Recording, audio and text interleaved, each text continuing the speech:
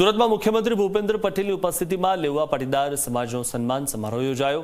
આ કાર્યક્રમમાં કેન્દ્રીય જળશક્તિ મંત્રી સી.આર. પાટીલ, નાયબ મુખ્યમંત્રી હર્ષ સંઘવી તેમજ ગુજરાત ભાજપના અધ્યક્ષ જગદીશ વિશ્વકર્મા સહિતના આગેવાનો હાજર રહ્યા હતા।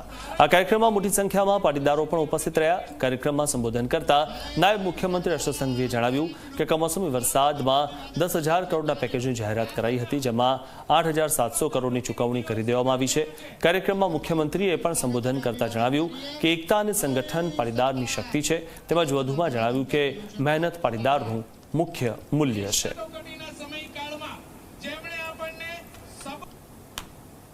અહીં બેઠેલા ઘણા લોકોના ચહેરા હું દેખું છું, તમામ લોકોને અંદાજો છે।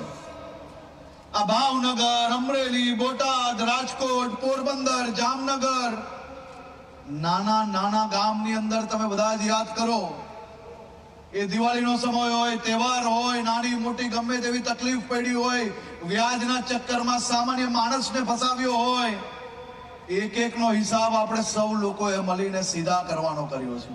ક્યારેય સમાજ જોઈને ગુનેગારો પર એક્શન નથી લીધા, પરંતુ ગુનેગારનો કોઈ સમાજ જ નથી હોતો। ગુનેગાર એ સમાજનો દુશ્મન હોય છે અને ગુનેગારને મજબૂતાઈથી એનો કઈ રીતે હિસાબ કરવો જોઈએ એ ભૂપેન્દ્રભાઈ પટેલની સરકાર સારી રીતે જાણે છે। એકતા અને સંગઠન એ તો પાટીદાર સમાજની મોટી શક્તિ છે। પંચ પ્રણાલી અને પરસ્પર સહકારથી સમાજમાં એક મજબૂત બંધન થયું છે। શિક્ષણ અને આધુનિકતાનો સ્વીકાર કરીને પણ પરંપરાઓ જાળવવાનું સંતુલન એ પણ આપણા સમાજની વિશેષતા છે। એટલે જ વડાપ્રધાનના વિરાસત બી વિકાસ બીનો ધ્યેય ચરિતાર્થ થાય છે। આ સમાજની સફળતાનું રહસ્ય મજબૂત સિદ્ધાંત છે। મહેનત એ પાટીદાર સમાજનું મુખ્ય મૂલ્ય છે।